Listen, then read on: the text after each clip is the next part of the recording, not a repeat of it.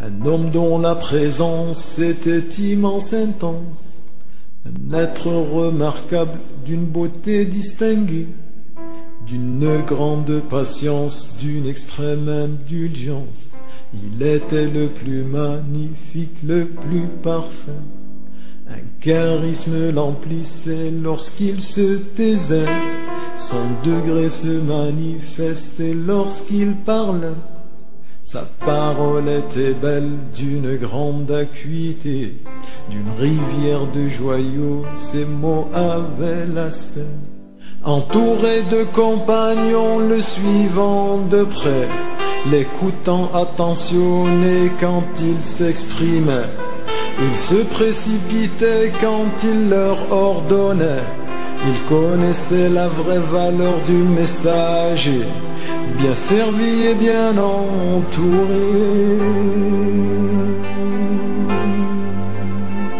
Il semblait ne pas toucher terre quand il marchait, au point que pour lui la terre semblait se plier, laissant son parfum sur le chemin qu'il prenait, se retournant entièrement quand on l'appelait. Dans ses actes il était, oui, le plus généreux, et dans ses attitudes le plus courageux, dans ses promesses connues pour sa fidélité, dans ses propos connus pour sa sincérité. Nul n'est comparable avant ou après lui. Celui qui le voyait était impressionné. Celui qui le connaissait venait à l'aimer.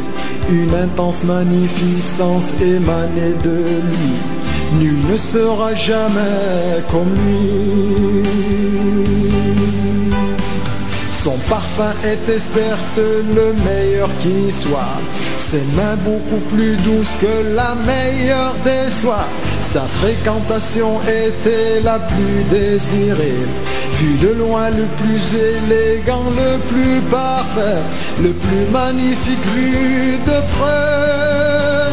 Il était tel un soleil qui resplendissait, de sa bouche la lumière sortait quand il parlait. Il est Mohammed, le meilleur envoyé, le maître des prophètes et des messagers, et le joyau de la guidée.